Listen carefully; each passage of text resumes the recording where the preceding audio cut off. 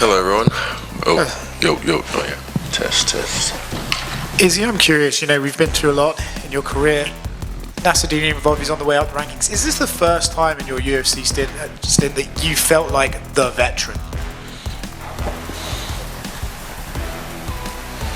Yes. I said gatekeeper as a joke early on. Yeah, I feel like the guy, like the old dog, and then there's the young guys coming up trying to, prove themselves. So it's my job to send them back down and let them know, still here.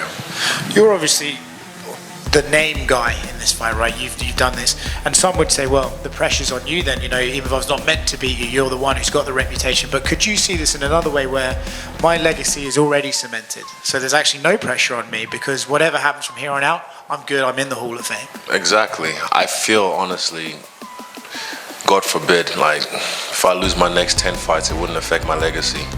So I put pressure on myself.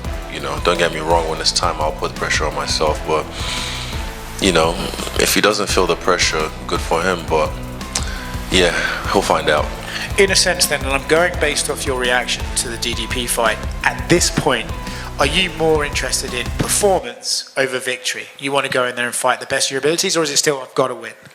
Nah, just like I said, highlights, performance, being free.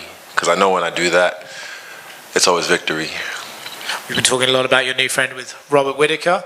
He's looked at this fight and he said that Nassourdine's route to victory is to push you against the fence, try and get the back. Is it funny to have this old rival now throwing you tips and telling you, Izzy, this is what you've got to avoid? How's it, Nah, it's cool. I like it because who better to know, my style than someone I've already fought multiple times. And yeah, I love it, Yeah.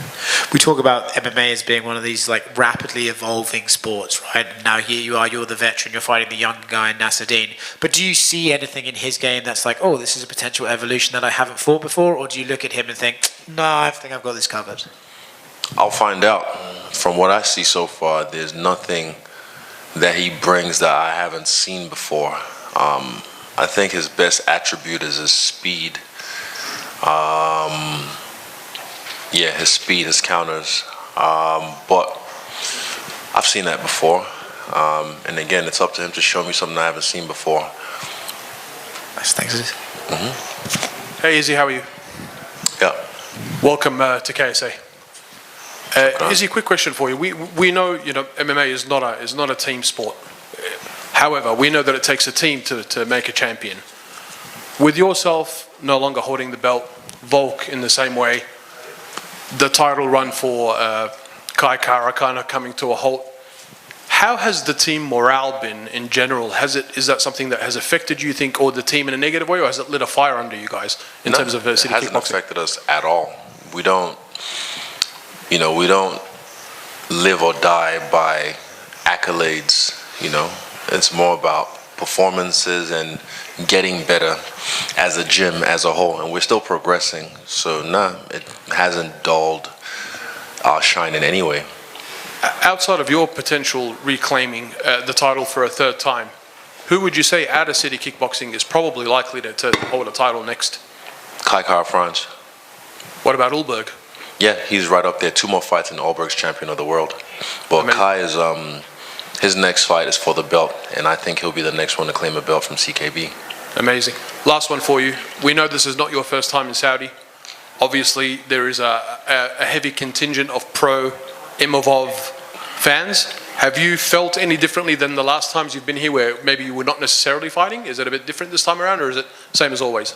No, same as always. The people here are always respectful. I haven't even felt people against me in any way, so yeah, I'm used to it though. I mean, I've been around the world. I've been in enemy territory. I've been on home turf-ish. So yeah, same shit, different day. Thanks for your time, Izzy. Best of luck. Shukran. Izzy, first of all, I'm sorry for my English. Yeah. He was training with Robert Whittaker, and maybe you or Robert understand right now have to beat Khamzat Chimaev because his wrestling is so deep. Yeah, he's really good.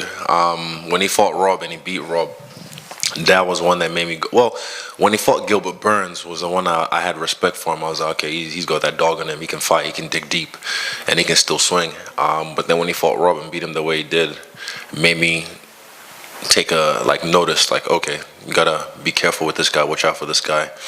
And yeah. We are live, and a lot of followers from Russia asked you, do you want to change your division and go to light heavyweight? No. Try to. I've always said that was a side mission, so middleweight's my weight class, and it's kind of boring without me, so it's time to get back in there and make it fun again. And your prediction about Ankalaev and Pereira fights? Boatan, Shama.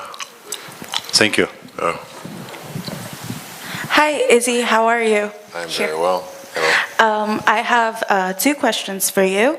How does it feel to be fighting in front of the Saudi crowd for the first time? I've been in the Saudi crowd for fights, and I'll say this: the Saudi crowd is different from other parts of the world I've fought in. They are less rowdy, but very respectful and appreciate the fighters. So I look forward to giving them a show this weekend.